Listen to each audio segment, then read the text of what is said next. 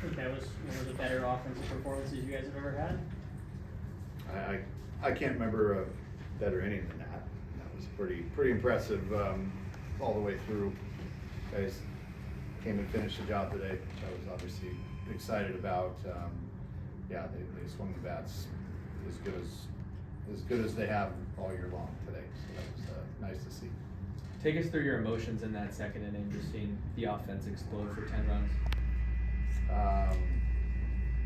Emotions, I mean, I don't know, I just was kind of trying to manage the game. I mean, they just kept hitting them out of the ballpark. There wasn't much to manage, so just let them go and keep getting pitches to hit and stay on them and keep the foot on the gas. I don't ever remember seeing, say, was it six in one inning. I don't think I've ever been a part of something like that. And same guys going back to back in the same inning. That was pretty impressive. Going with Barrett instead of Jaden today, was there anything behind that, or you just wanted Jaden to come out of the bullpen? Yeah, we think about these things and try to figure out the best matchup. You know, they're better hitters at the top of the lineup, or usually go left, and then the switch hitter right and then left, and those four have been, you know, they're better hitters. We just figured if we could turn Robinson around right-handed, we feel he's a little bit better hitter left-handed, and we just kind of worked backwards, knowing that we had Carlone for at least two and Lucas Kelly for at least two if we needed. We figured if we could just get through 4 or 5 with those two guys, then we should be good, at least to get us to the finish line. So first guy, you know, out, we wanted Barrett to face their lefties, and we just thought that it was a better matchup at the top of the lineup, and hopefully he can kind of get through them twice, and then we go to Alba in the middle part of the lineup for that, the bottom and then the top, and see if we can get through 5 with those two and then go from there. So that was kind of the thought. It wasn't that Jaden lost the job on Sunday or anything. We just liked that matchup a little bit better against these guys. What have you seen from his growth from when he first took the field as a true freshman to now, with just a month left in the season? He's getting stronger as the season's going on. And you know, this was on fairly short rest, and that was the other point that I was going to make, is we knew Easton wasn't going to go long based on him starting on Tuesday, and had 55, 60 pitches. So, you know, it was kind of more of an opener type deal. And, you know, but he's progressively getting better and better and stronger throughout the season. The velocity is picking up, just the overall bite on his breaking ball, you can just tell from the side, has gotten better. Arm speed's better. He's just kind of looking a lot more comfortable out there. Obviously, Carlone is a guy who wouldn't see most out of the bullpen, but how have you just seen the guys behind him pick up their play here recently? Like meaning defensively? Yeah. You know, the guys he's throwing with a tremendous amount of confidence right now, and when he comes in the game, everyone gets excited because he's been dealing, and it's fun to play defense behind that, even though they haven't really touched the ball, because he's punching a lot of tickets right now. So, but yeah, he's just, his momentum right now is contagious, and hopefully that spills over into some of those other guys down the pen. Lucas Kelly's been throwing the heck out of it. So between those two back-end arms, that's great. Shafe's been throwing the ball well. We can just spill into those middle inning guys to bridge the gap to them. That would be nice down the stretch. Coach, sweeping a team is always extremely difficult, but what does it mean to do that at the end of April? You know, we're not going to complain about it. You know, we just got to keep piling up wins, and for us, it's you know, taking one at a time. And just really the emphasis for our guys has been showing up ready to play every day, and come with your A game. Even though we took the first 2, job's not finished. We got to come and win today. All these wins are big. So as long as we can continue to take that approach and that mindset, and just can keep winning games down the stretch here, and more importantly, just get play to our abilities. You know, today was obviously an offensive outburst today, but it's nice to start seeing the bats heat up a little bit and get to where we think they're capable of. Not that I expect 8 home runs a night, but just starting to swing the bats the way the contact points are getting where they're supposed to be, catching the ball up front a little bit more. swinging good pitches, not chasing below the zone as much today in the last few days. So as long as we can continue to work through those things and stay sharp on them, I like our chances. Ian said earlier in the year they were playing not to lose, but now they've started to play to win. How have you just seen their mentality change throughout the course of the season? They're taking on a little bit of a different mindset. That stays within our clubhouse. We know what's going on, and these guys are feeding off of it right now. So I'm not going to go into any further detail than that, but our boys are playing a little chip on their shoulder. So it's nice to see. Have you thought about, the point you are in the season? This is like where you guys got really hot last year, even though you didn't make the postseason. But have you thought about what that could do for this team to get really hot in the next bunch of days, given what happened last year and how you guys were able to really gain momentum at the end the last couple series?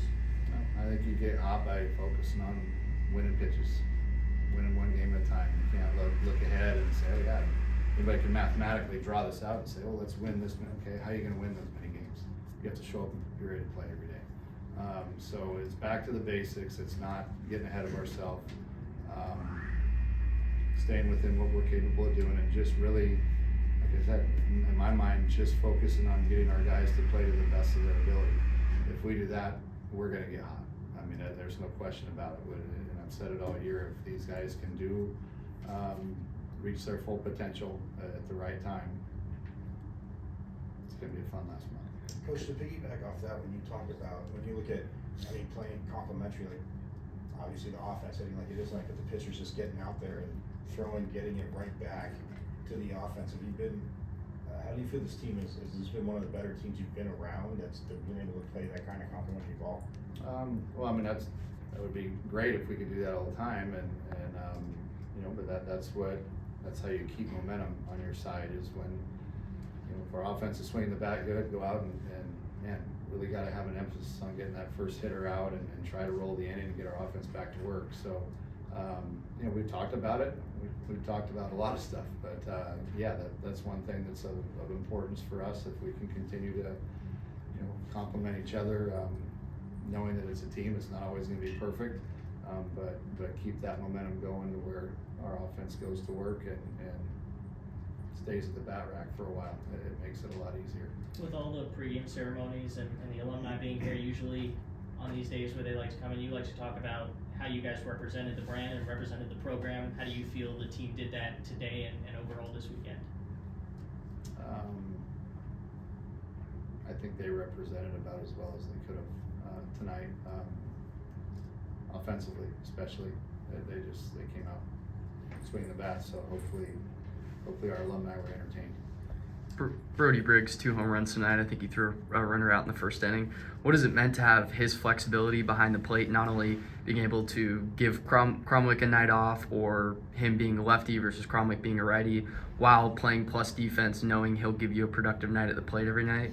What has it kind of meant to have that flexibility throughout? Well, those two have nice internal competition, I think, going on. To where if you're swinging a stick, you're going to play. They both are playing great defense. They're both doing very good behind the plate. So for Briggsy's a kid that he wants to be in there every day, and Crom's a kid that wants to be in there every day. And I've told them both that I don't want you to be any different. You're supposed to want to play every day. That's called being competitive. At the same token, I'm going to ride the lineup that I think gives us the best chance to win that day.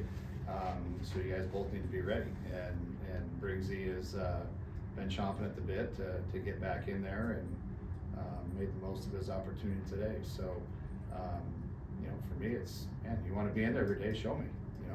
I don't write the lineup. You guys ultimately do based on your performance. So, with his performance tonight, he'll probably be back in there Tuesday. King and Kyle Walker have seen their chemistry translate from the middle infield with their plays on defense to the batter's box, with them being 1 and 2 right behind each other.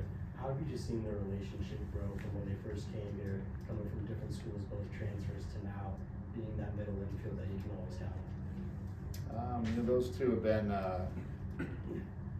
their personalities are polar opposite, but they match so well in the middle. You got Walker, who's an energizer bunny that just doesn't stop chattering and talking and always always upbeat and energetic, and Maddie's kind of more laid back and stone-faced and serious about stuff, but they are both leaders, which is really unique in how their styles of leadership are. And those two have just really gravitated toward each other on, kind of being that middle infield combo.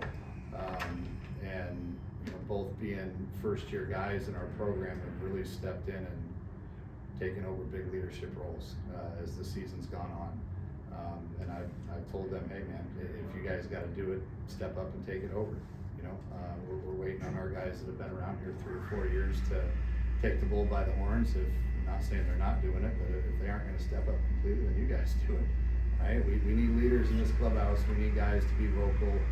We need guys that are okay with calling each other. What's up, bud? Calling each other out and being okay with holding each other accountable. So for me, that's important that those guys do that, and they're playing well together in the middle, and they're both doing offensively they're doing their thing as well. Coach, in the cameo Eddie show. Coach, in the 9th inning, even in a 9-run game, it felt like everyone was at the top step of the dugout. Kean was locked in on his at-bats in the box. Do you also attribute that to the mindset and how that's kind of grown over time? Yeah, I mean, we knew it was at stake. If we scored there in the 8th, that it was, the 10-run rule was in effect. And but for me, again, most importantly is that they stay locked in throughout an entire game and stick with their approach, whether or not 10-run rule is in effect or not. It's just that's how you play the game of baseball. You have to be locked in mentally and not give away at bats. So it's been a work in progress, but tonight was this weekend was a big step in the right direction. Trent Pratt in the opposing dugout. I know he was there with you for a year, right? At ASU, did you get a chance to talk to him and catch up a little bit? I know he was with Graham too, right? Correct, yeah. Unbelievable person. Trent is one of the best. I think we were talking, I actually hosted him on his recruiting trip. It's amazing how fast that's gone, but a tremendous person, great coach. He's he'll get that place rolling. I'm confident in his abilities. He just is he's got a fire.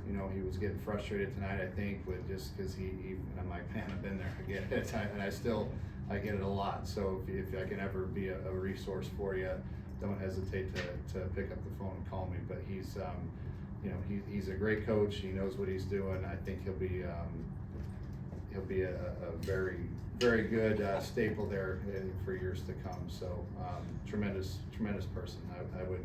I'd let my kid play for him any day. And you got Josh Holliday coming. I don't know how well you know Josh Holliday, but obviously a former Sun Devil too. Has it been nice to catch up this year with a bunch of former ASU coaches who you've either visited or rolled into? Well, we haven't seen Josh yet, but obviously I've been in touch with him and Big 12 meetings. We've seen each other there, and we played each other non-conference, 2 of the last 3 years. And another tremendous person that knows the college game extremely well and has had a lot of success. I'm not looking forward to seeing him yet until we finish our next few series, but when it's time, then I'll be looking forward to seeing him. Thanks, Coach. Thanks, Coach.